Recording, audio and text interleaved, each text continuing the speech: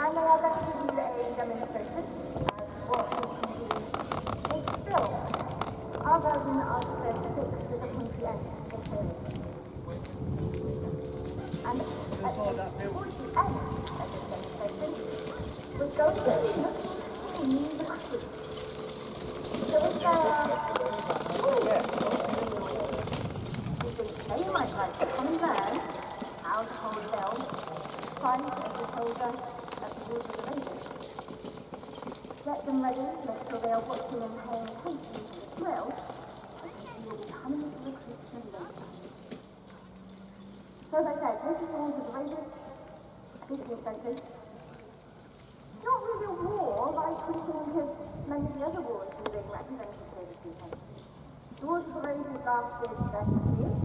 1483, 1483, I believe. But in that time, there were only 13 battles. That's a lot less than one year. And in reality, what happened is some years there were 2 or 3, and then you have 3, 4, even 5-year gaps with no battles in them.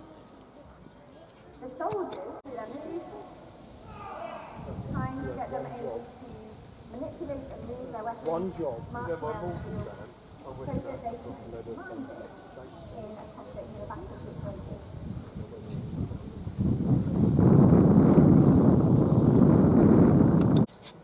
But imagine that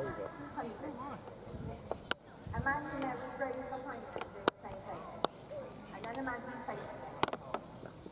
A wall of iron points aimed at you.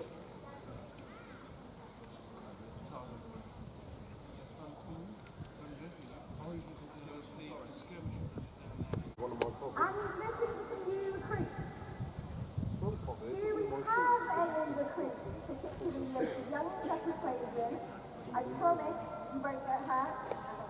First world problems. If you would like to come and learn how to hold a bell, and then we're going to start off.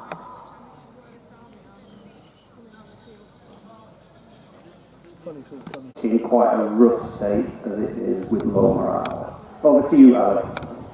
So I should explain that where we are is that there has been fierce fighting all around this part of the country, going on through the winter, which is very unusual for this particular period. Normally, things would kind of come to a halt around about September, October, for people to go home and deal with the harvest.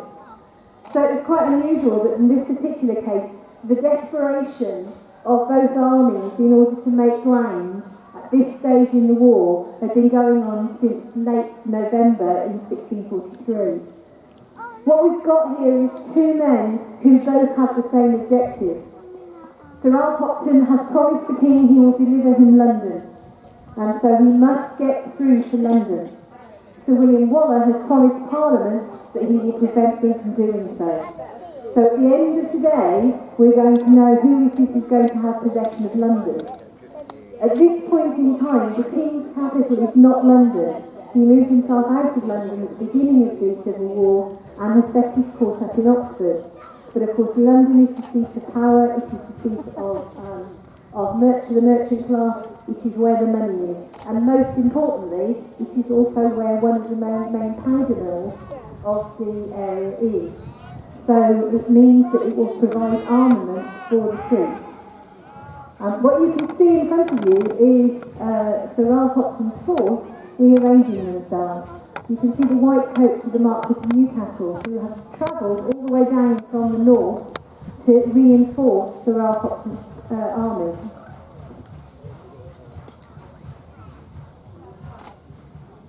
This particular battle is one of those poignant moments in the English Civil War, because these 2 men, Sir Ralph Hopton and Sir William Waller, have been friends since they were boys. They went to Oxford together, and they went and did their kind of military training by joining the Army of Bohemia in the Netherlands during their youth, and they were friends and spent 5 years together campaigning on the continent.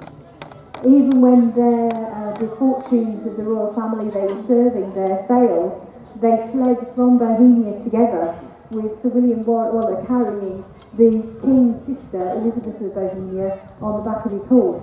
So they know each other well, and so this conflict that is between them is something that is causing them personal strain, as well as there being political and military issues that they have to deal with.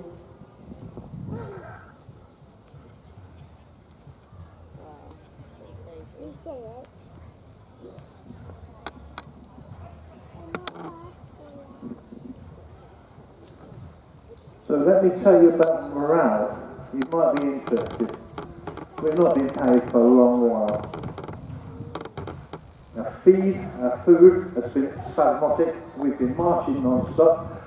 Some of our colleagues are the London train. They are on the point of desertion. They just want to go home. It's March, for God's sake. No one else is fighting. They're here. They want to go home. They don't want to be fighting anymore. They need a break. My own regiment wants to go back to Northampton. We've all had enough. This has been going on. There's no relief, no fresh troops. So today, if we suffer defeat, our army will just disintegrate. I think, is that right? Well, we hope not, but we're going to have to watch and see what happens. So you can hear in fact, yes, we can see Parliament crossing into the far side of the battlefield, and we've got lots of musketeers who are giving a response to that. Remember, they have been listening to these troops moving through the woods all through the night. And we've got the artillery who've opened fire. They're just over the ridge there. We're going to hear more from them as we go. While the two armies are forming up to face each other, let me tell you a little insight. It's coming towards something called the Magic Six. This is the only time during a battle the musketeers had time to really prepare their guns correctly. They've pre-prepared 6 of the best musket balls they've got. They're the roundest, most even. They put them to one side. Now the first 6 shots they're going to give, they've got the most chance of being successful. After those 6 shots, all hell breaks loose, and it's every man to himself trying to load. You're dropping your musket balls, you're powder fast, you're dropping. It gets very disorganised. So those first 6 shots are well chosen. So they're best aimed, and they're hoping to maximise the casualties. This is the old musketeers. New musketeers don't know this, and their first shot, I can say from experience, I've been in the battles, the first shots always go hard because they're inexperienced, and they just, as they fire, the musket rises. So the first 2 or 3 shots completely miss. So no matter what range, they just fire high. The old lads always fire low, knowing the musket will rise. So that's the first concept. Both armies have got very experienced pikemen and some very good horse. So they're evenly matched. Would you agree with me?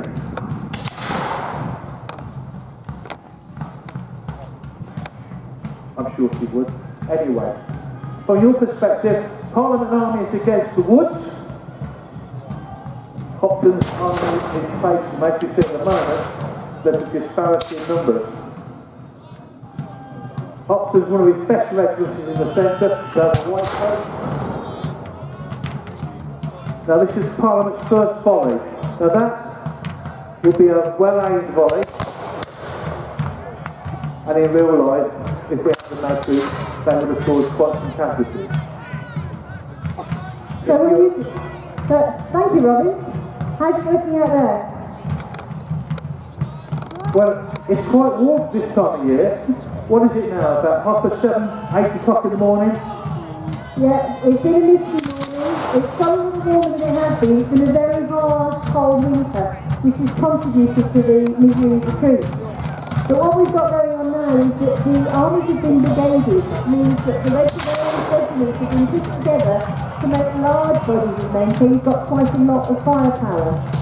You can see that all of the muskets from one side are now ranged against the other. This is a technique that is intended to intimidate. And it's going to become even more intimidating because if you look at the left of the field, there are even more Parliament troops coming onto the field. And they are spreading themselves along the crowd line. And you can see the various sections there which are giving us a sign. Now, what you're looking for here is you're looking for navy blue standard with the red cross on a white background. That will either be Sir William Warren himself or his second in command, Sir Arthur Hazelwood.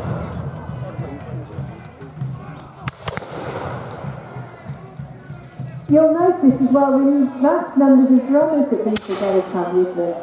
Because of the amount of noise that's going on, a lot of commands are given by the drum beat because they can carry further than the man's voice. So the drums are very important. They are often young and they are often related to the commanding officers of each regiment. There appears to me a lot of Royalist Army, and I've asked you a question here, there seems to be lots of senior officers there. How many commanding officers do we have, for God's sake? Well, we'll need one for each brigade, and there are 3 brigades here this afternoon, and there will also be a few additional second in command.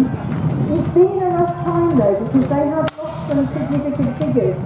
One of the people that was lost during the campaign that happened during the winter was the Royalist commander, Richard Ball, who was a very close friend of Hopkins. And he has been replaced for this battle by George Lyle, who is known to be something of challenging when it comes to the rules of war, and his companion, Sir Charles Gerard.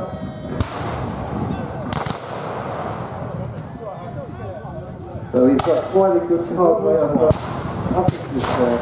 He's got a lot of experience behind him, that's for sure, but the numbers may start to tell. I've just got to warn the audience about the characters amongst them. Ladies and gentlemen, just count your change. That's what I'm going to say. This gentleman's called Dodgy Arthur. He's a licensed peddler. He's a rogue and a villain, but we love him dearly. He will sell you anything you want, believe me. But yeah, he's the choice to short change. But feel free, buy yourself a flag, cheer for Parliament, buy yourself a flag, cheer for the Royalist Army. Oh, come on. Hey. You can't sit there, you've got to move away from the line. Oh, sorry, I didn't see that. Yeah, you did. Oh, sorry. Can I sit here?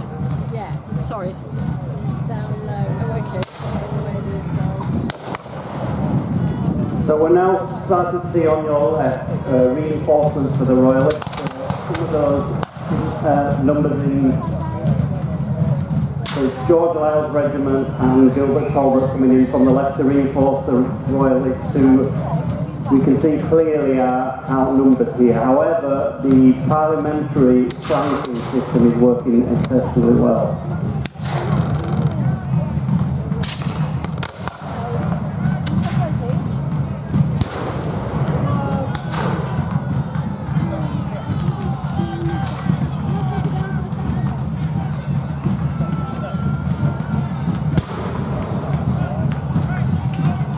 But on the left here, we can see Sir Alan Apsley's regiment, and we recognise that by the checkerboard effect. So it's the black and white checkerboard flag with the red cross on a white background coming in from the left here.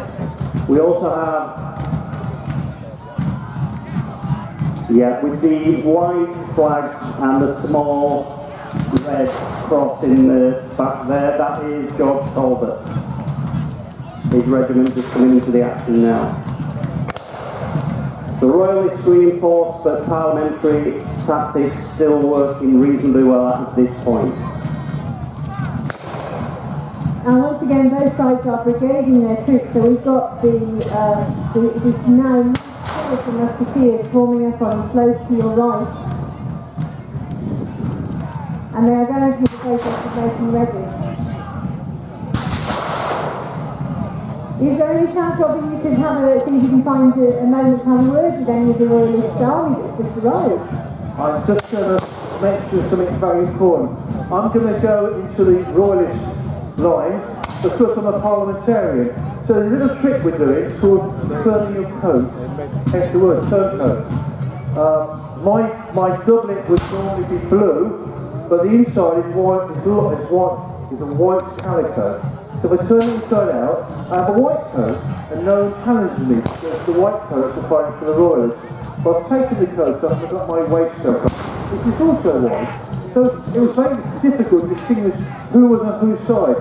Hence you will see they're wearing sashes. Now the royalists, predominantly, will wear a red sash. Parliament will wear green or orange. Sometimes an army would have a field sign, that would be a string of holly or something in the hat, but it was very difficult to understand who was on whose side. So hence, turn your coat was a very effective way of not getting captured. I will speak to you later. I'm going to join the damned royalists.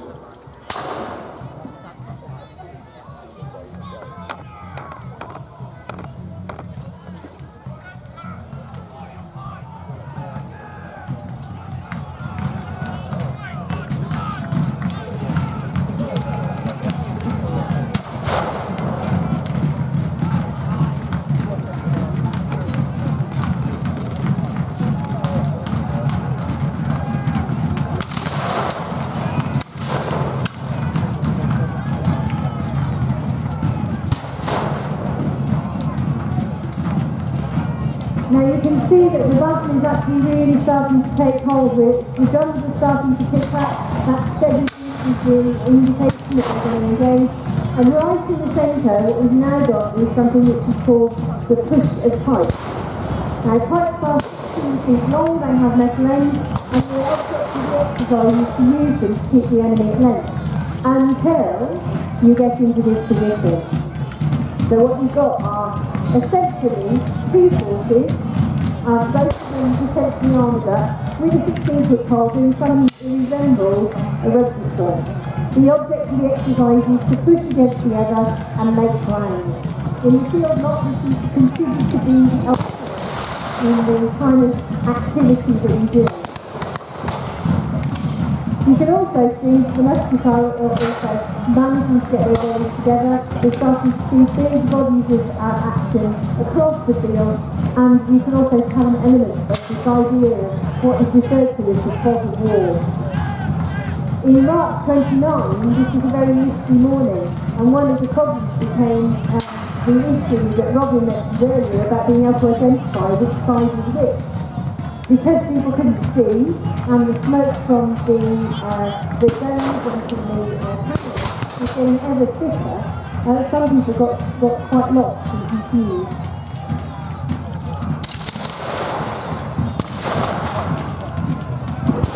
I've just been up to the lines, let me explain.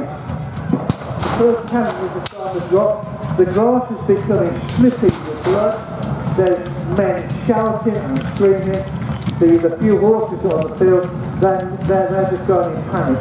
The artillery are starting to finally drain, and then it's cutting swathes through the pipe block. The men are absolutely full on. It's almost as if they've got spirit for something. They know that everything depends on this one engagement. They've lost quite a few men from the left-hand flank. I didn't quite understand why, but they seem to have rallied. It was just an inexperienced troops rallying. But we're only carrying X amount of ammunition, which my colleagues explained. So after about an hour's fighting, unless they can resupply with powder and ammunition, the musket just becomes a glorified club. So an hour. The fact that the hand-to-hand fighting is broken out to your right, over on the far right flank of the field. They've obviously decided that they've got close enough, they're trying to engage with each other with the musket.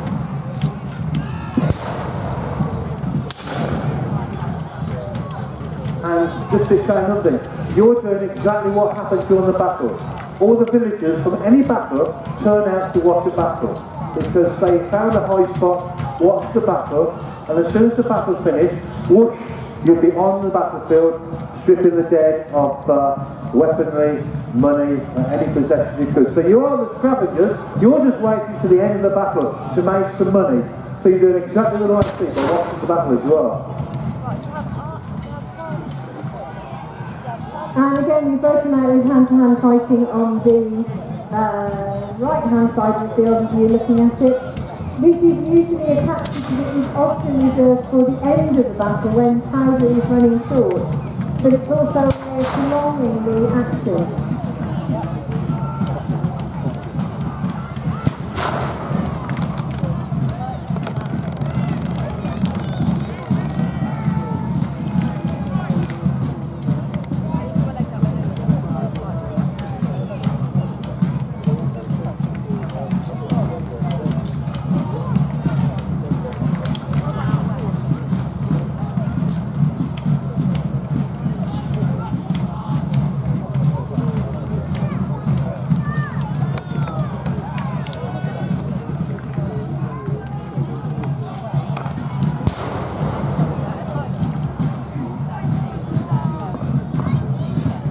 The parliamentary force are running on pure adrenaline at the moment. These are tired men, so it is 100% pure adrenaline, driven by the heat of the battle. They're also going to be driven by their commanders. William Waller has recently had two defeats, one after the other, some of them quite serious. And he needs a victory, not only because he's got to prevent the Royalists from getting to London, but he needs to re-establish his reputation as a military commander. So he's going to be pushing his troops really quite hard. One of the reasons why he's had them fighting through the night. He was known for his night fighting. His nickname was the Royalist was the Night Owl, because he would get people moving in the middle of the night every time to stabilise them. You can see quite now that the fighting in the centre of the field has become quite intense.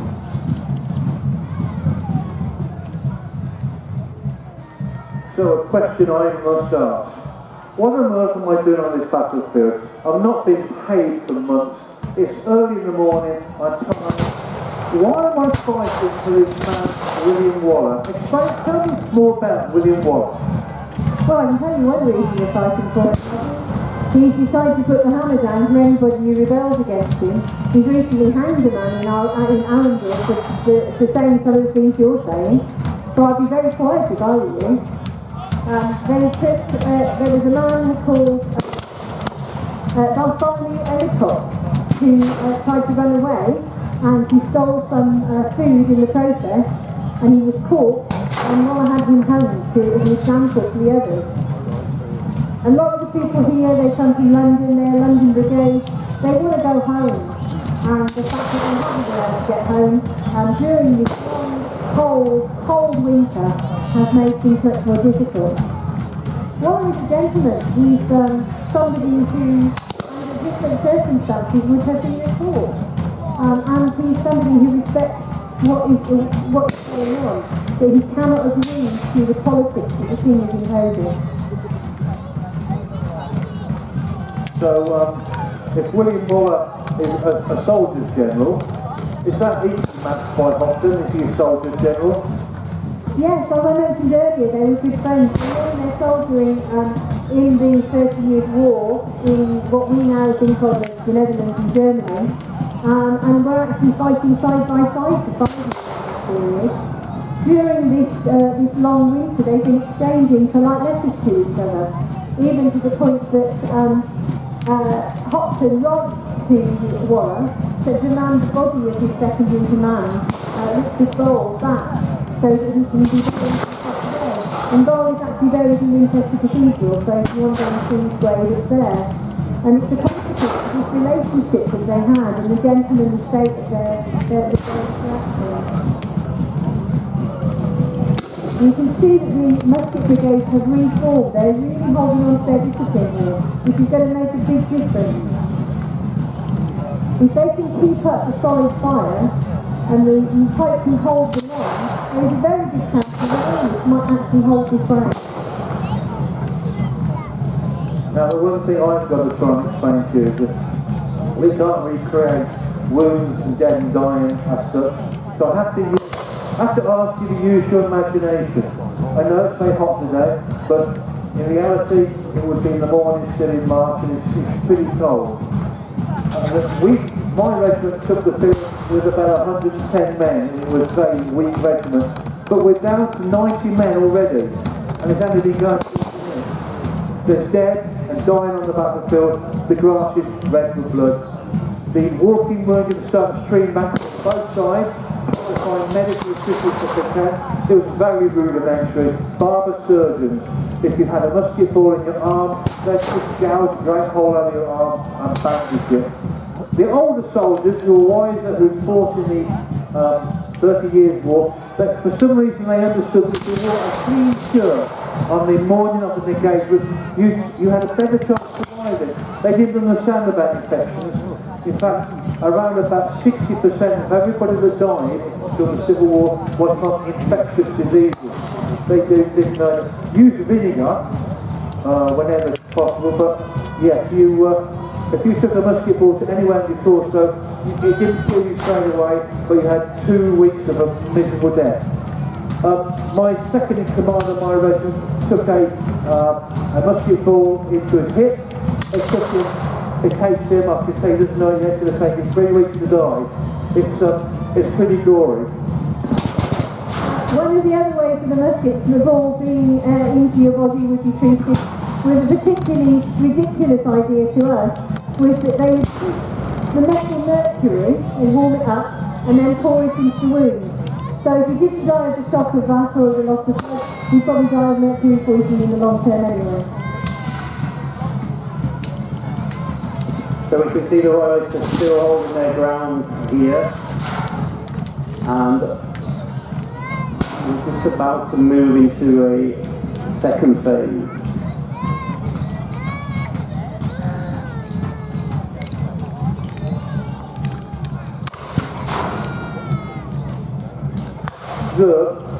The officers hold the civil armies well together. There's no regiment breaking, he's holding his firm, holding his line, and Parliament seems to be going up against a hard brick at the moment. Is that the way you see it? Yeah, it looks to me like the Royalists are holding their discipline, they're holding their line. There is still some push of pipe fighting going on, but it's very clear that this is a little bit of a stalemate at the moment.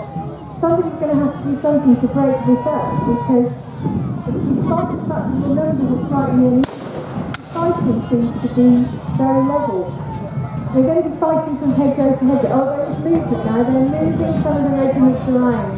That's usually a sign that somebody, one side or another, has made a decision to try and see if they can break the line. Yeah, if you see the problem has gone moving through the centre, and they are moving into position to make the new brigade, and it looks like they're going to come under attack. Well, I've had a runner come up to me. Here he is, the first runner. He's told me, if you notice, the musketry is getting slower and slower. You may have observed this. This is because that started to run low on powder. Now, how is this going to impinge on both armies? It's very difficult to take casualties when you don't have any powder. They can only carry so much. Remember, they've also been fighting through the night, so what they've been able to carry with them will be starting to run low. You probably notice some of the musketeers who are pulling out of the back of their particular block in order to try and clear their weapons. Because these are very unreliable weapons, and on a misty morning they're going to be particularly unreliable. How does Hopton reach the fire stuff? Does he have a baggage train a few miles away, or has he just only got the ammunition in his carrier? And it's just the same approach to Hopton. Wallace, does he have a baggage train nearby he can reach the fire with? They've both been garrisoned in towns fairly recently, so they have some access, but for this afternoon, or this morning, they will be what they can carry with them. They will have a baggage train not far off, and that's why you can see a certain amount of women at the back of the army. You can see there's a cart directly behind you, which is supplying the forces with what they need during the course of the battle. But it's not going to be that. It's not going to last forever. It's eventually going to happen. And you can see again on the more far left that the mustard blocks over there have resources to go into hand-to-hand. Another way of trying to prolong the amount of powder and ball that they have. One thing, you have to use your imagination once again, but if you was up to the villages on the day, you would have heard throughout the battle, just staying in the background, psalms being sung and prayers, because both armies were Christian armies, very religious in the 17th century. Certainly Parliament used to carry, every regiment would have his preacher who would go to battle with the regiment, and he would be uplifting the heart in prayer. The same applies to the Royalist Army. They would have their priests with them. So religion was, they were fighting for their God, their version of how they wanted England to be. My colleagues may want to expound on that.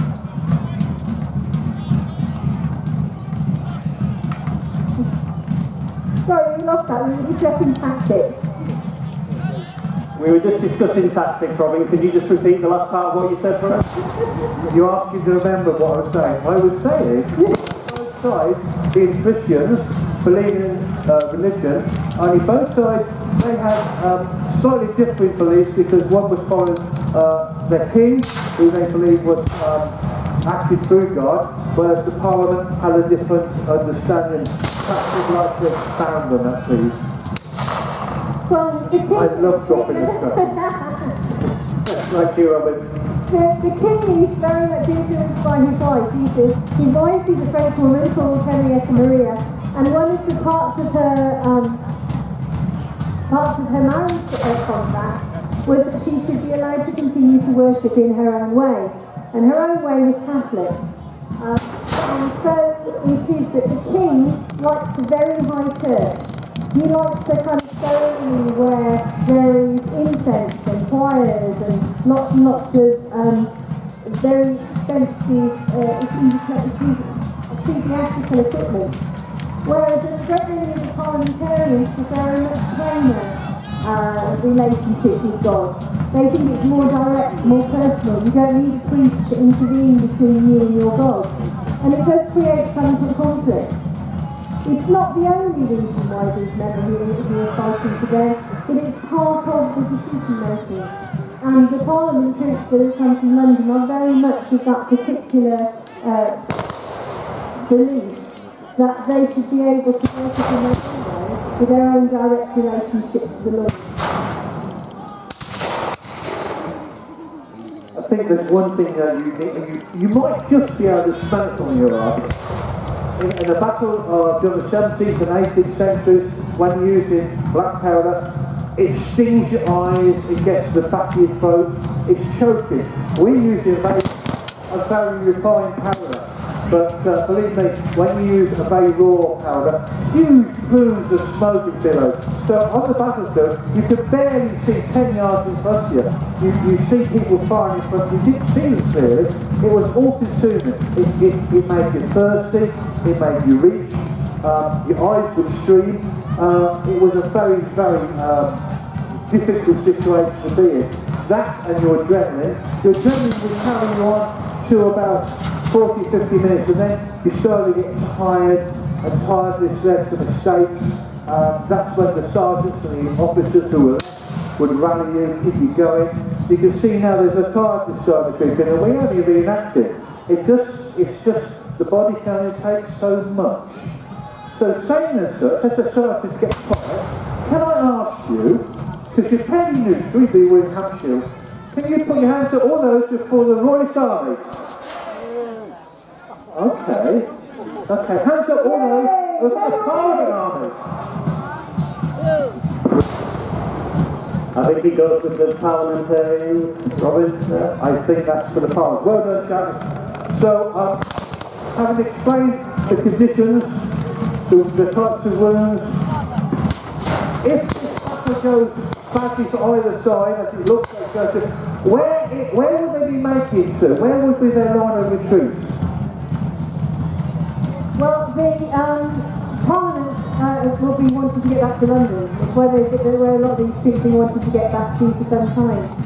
A lot of the troops for the Royalists are from the West Country. They've been coming along, basically along the Ridgeway, coming in this direction, and some of them have come down from the north. It's not very clear where they will go from here. Certainly they have some kind of stronghold based on Winchester, because that's where Sir Ralph Hopton has left his wife. His wife is currently in Winchester Castle, waiting for him to come back. So it's likely that they would go in that direction, but after that, who knows. Tell us something about what's going on the field here.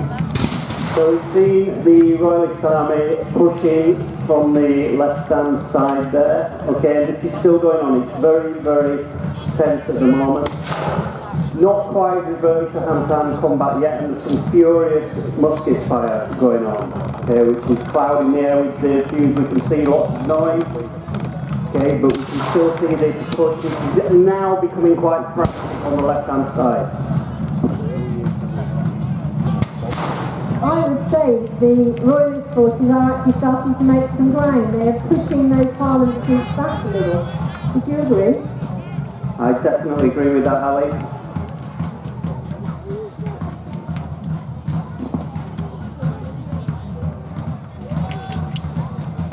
So we can see the plain white banner with the smaller red cross in the corner there, indicating George Lyle's regiment. That's kind of centre of field now, just about to engage in a tight thrust forward there. Now, I can say that something has happened, and you've got to use your imagination once again. Both Hopton and Waller like to fight on foot. They like to be part of the troops. But when things got difficult, they would mount the horse so they could be seen. Now, I can tell you, you can't see it, but I can. Waller has mounted black steed called Satan. It's prepped with blood, it's been slightly wounded, but it can be seen by his troops. Hopton, not too well done, is mounted his grey stallion, which was called Snowdrop or something, I can't quite remember. So both generals are mounted on their horses. All their troops can see them, they're waving, they're sending runners off, giving them to give instructions to tighten up. There's also runners going back to the baggage train, desperately trying to get ammunition back up to the battlefield so they can continue firing. For Hopton, it's about a 2-mile trip back to the ammunition. Waller's a little bit further, and he's got to go through the woods to get it. So getting more supplies is now getting very difficult. It's going to be, I think, down to the infantry push the pipe, because pretty soon the ammunition is going to start to die up. The cannons, they'll have to slow down their fire rate to a great deal. They've been mostly ineffectual, I have to say.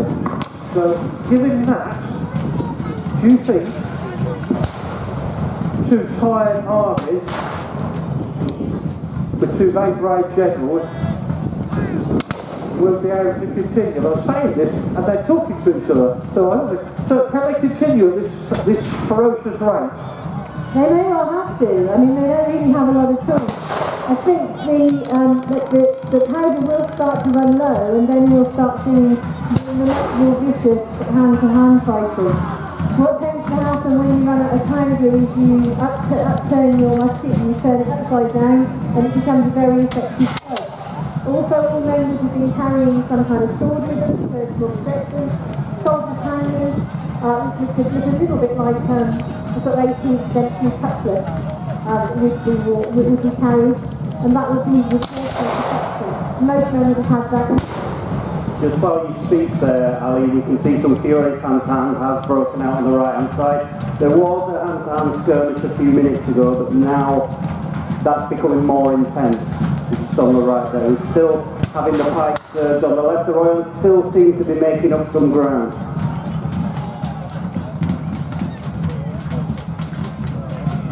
The factor that's starting to really change is lack of water. With the acrid smoke and the exertion, everybody is now thirsty and have used up their water bottle supply. Now the only streams that I saw in my march this morning was back through the woods.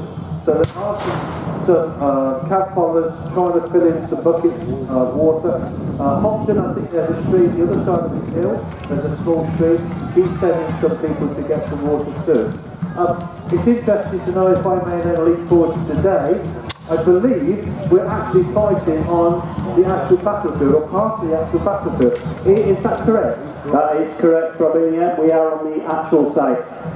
Actually, the whole of these fields, so to the back of where the crowd are and where we are, the whole of this area was studied archaeologically, but the most amount of finds that were made with metal detectors were in this field in front of us. This was the pivotal area where the battle took place. I don't know if you've got anything to expand on that, Alex?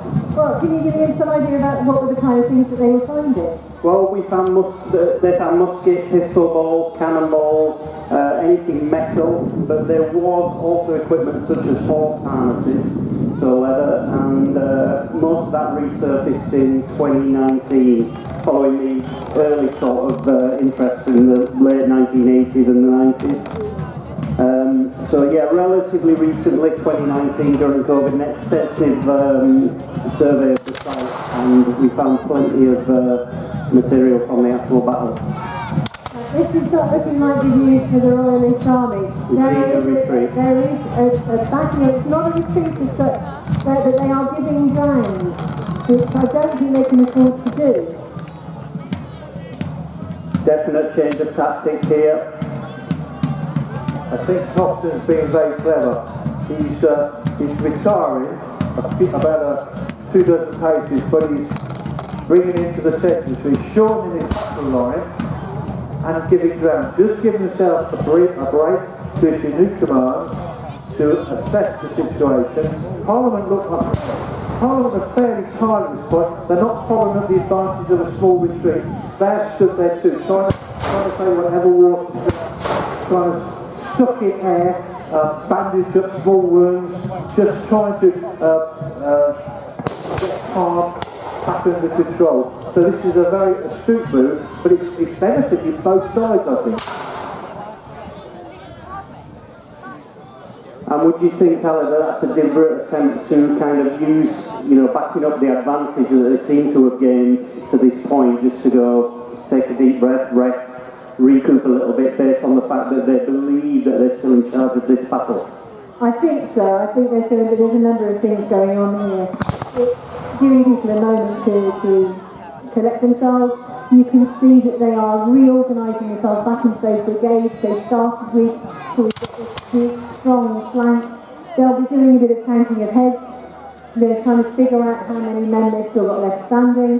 The musket officers are going to be trying to find out exactly how much powder and ball they do have left. The same is probably going to be going on with the artillery just over the ridge, trying to establish exactly how much they've got. You can hear that there is still quite a significant, a very big volume, amount of powder that's being exploited, but this is a chance for this to happen. The other thing that's happening here is a really spectacular moment of the flourishing of the standard.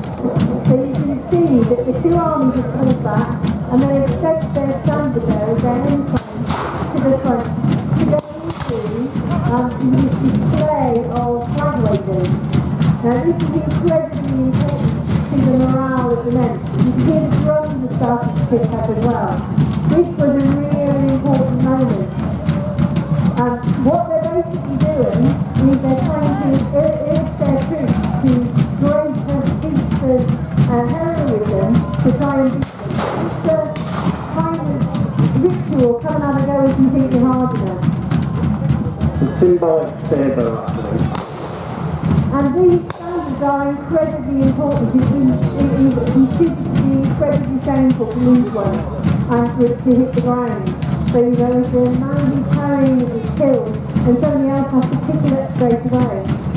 This is a historic fact that was honoured in the Royal Standard today, where King Charles I, standard bearer, Edmund Verney, fought so hard that he was killed and his hand was still clutching the Royal Standard at the time. And to this day there is a golden hand on the Royal Standard. time you got sleeping in the car. I was going to try and snap a moment or two in the Royal Science and to people. There was this funny silence I've never heard before. There was no shouting, just an ominous silence. Hobson, bless him, he saw it, he understood it. He immediately sent an order out, drums be coloured. Immediately the drums started to drum and the atmosphere changed. There was back under command. It was just the sound of the drums, seeing their colours being fluid, put heart back into his army. But just for a moment, and as the experienced commander he saw, they were flagging. So that was a very good bit of generalship. Yeah, and it also gave them a moment to rest as well as to put heart into them. But they are pulling back even more.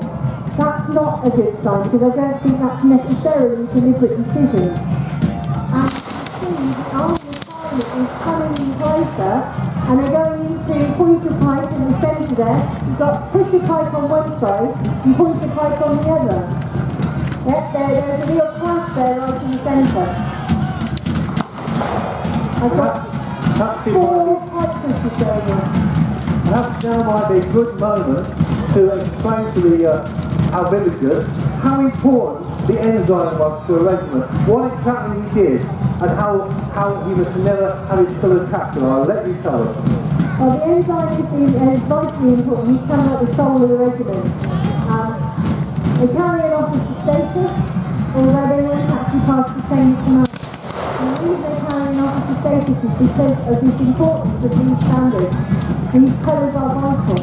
Even these days, if you go through certain churches, you will still see the standards of certain regiments hanging on the walls with their battle honours still intact.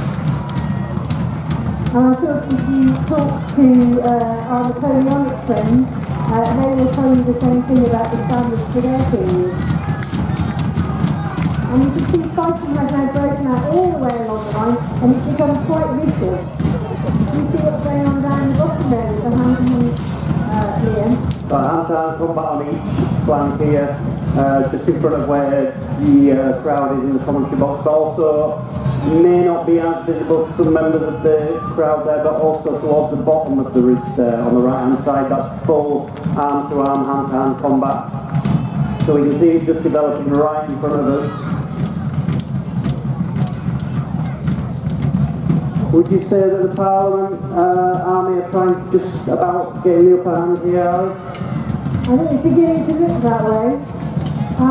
For one thing, that the Brigade of Musketeers on our far right have broken completely.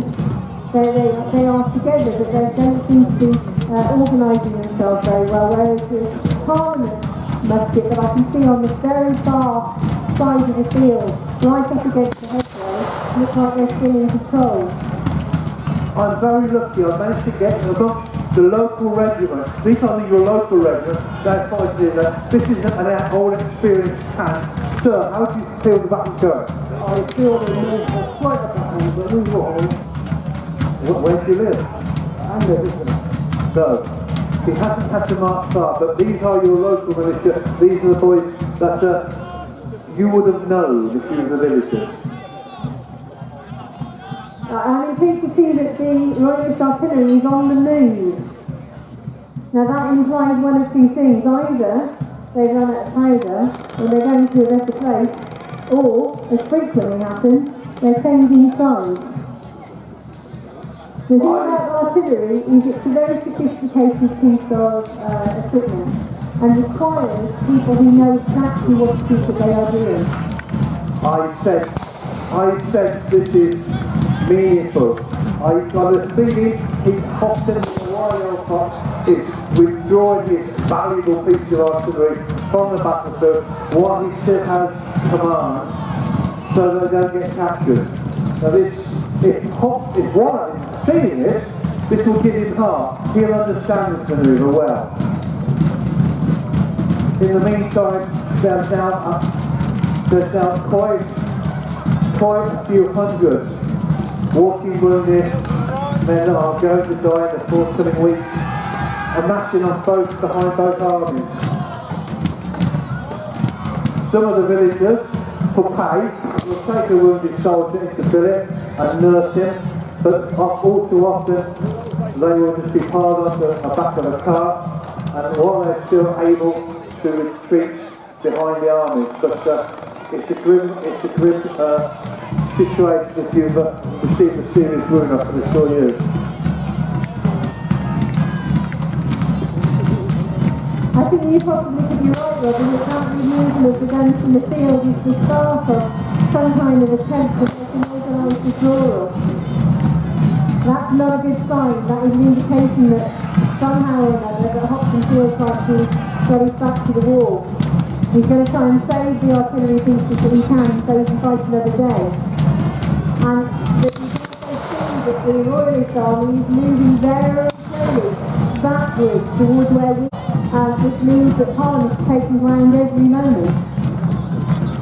Now I think now would be a very good time, because all too often we can carry on talking through the battle, but we're going to shut up for about a minute, 2 minutes, just to let you actually hear a battle without any commentary, just so you can feel the atmosphere, use your imagination.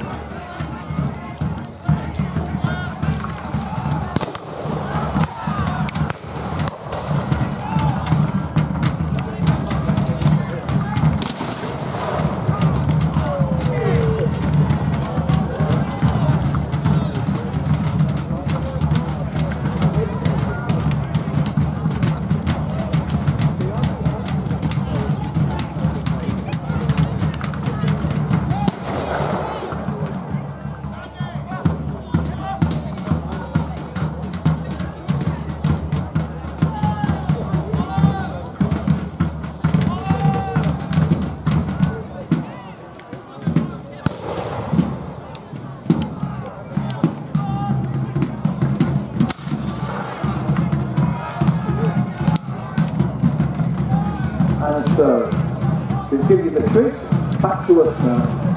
So we've investigated all sources of information which we have at our disposal, and we feel pretty confident that Hopton is now planning to retire from the battlefield. The most difficult manoeuvre known to generals, how to take your army in good order off a battlefield. Now, I'm going to really throw this into my colleagues here, who are going to try and explain just why this is so dangerous.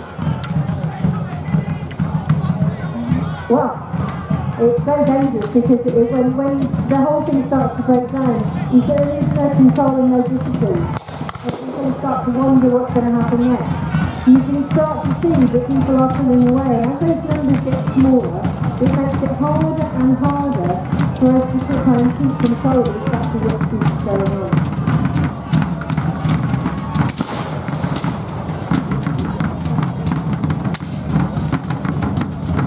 You can see very clearly that all of the pictures show actually troops leaving the field.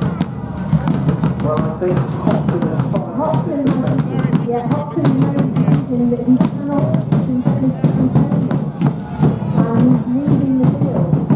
Because from your vantage point, you can see more than that. Parliament seems exhausted. They're not following up, close enough, they're just standing. Now, they should, if they were still spirited enough, be now taking advantage. Can you see any movement of the Parliament army? No, the Parliament army are holding where they are. So, yeah, I was just going to actually pose a question to Ali at this point to ask what she saw, and Robin, feel free to chip in, but this kind of a childhood friendship between Hopton and Waller, how much impact do you think that has on what we're seeing here? Is there a kind of a mutual respect? Do you think that's holding the parliamentarian force back at the moment, or do you think it's pure exhaustion? Do you think there's a mutual admiration at stake here? I don't think it's that. I think because what we need this victory, we need it really badly. But there is a gentlemanly tone to this kind of warfare that allows for there to be a safe retreat. One of the things that is going to happen after this, I mentioned that Lady Hopton, Gerard's wife, is currently sheltering at Winchester Castle, and that's where Robin's going to go this evening, and he discovers Lady Hopton there, and she tries to pack up all her goods and her maids and put them into taxis to try and escape. And, you know, in another kind of war there, you might find that Lois could have made her a prisoner. And he doesn't do that, when he goes into officer and escort to Oxford, so that she can get there perfectly safely. Because she's both a lady and she used to wear the decent clothes. And there is, you know, a sense by which good manners are still important to this. But it's very clear to me now that Parliament holds its field. Look at the line there, they are still holding their discipline. And it looks to me like the musketeers have still managed to retain enough powder to make the end of this fight possible.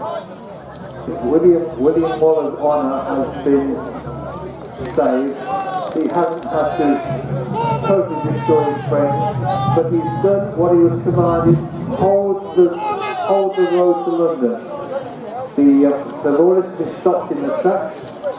London is safe.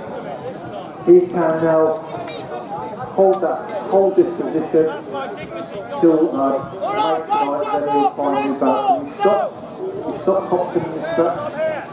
And for this part of the war, which now continues for some years, London is safe, correct? That's right. Waller has done what he was instructed to do. It's a great victory for him because he has prevented the Royals from getting to London, and they will not be able to get anywhere near London again for the rest of the war. But what was the casualty count like this?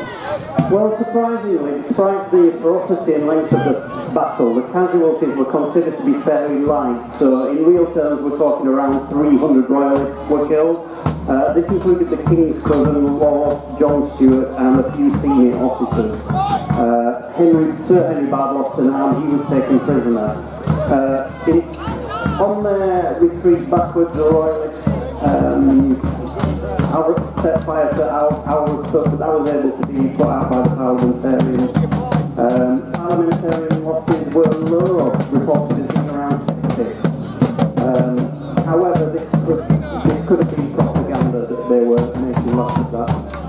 Considering the theatre fight and the initial defeat in Cheriton Wood, it seems that their losses would be similar to those suffered by the Royalists. So those of you that are visitors and are you might want to get back because it looks like Waller is going to start setting fire to houses any time now. Well, we're coming to the close now. We've tried to give you your imagination a little taste of what happened here all those centuries ago. We hope you've enjoyed it. We hope that you might even put your hands together to help convey Thai troops off the battlefield. I'm sure they'll appreciate a round of applause. That's very kind, I really appreciate that. It just lifts them a bit because it's so difficult. Thank you, everybody. And of course, now is your moment in the sunshine, because as the armies leave the battlefield shortly, you get to pillage the dead. And you've been looking forward to that, haven't you? Okay. So, Tom? So don't forget that the afternoon isn't yet over. There are going to be other displays from other periods in the arena, which is directly behind us. If you want to encounter some of our 17th century troops a little bit more up close and personal, there's a living history camp over on the far side. We've also got some other displays that are going to be going on. And if you are even more interested in what's going on, and particularly in maybe even joining this fine body of men and women, then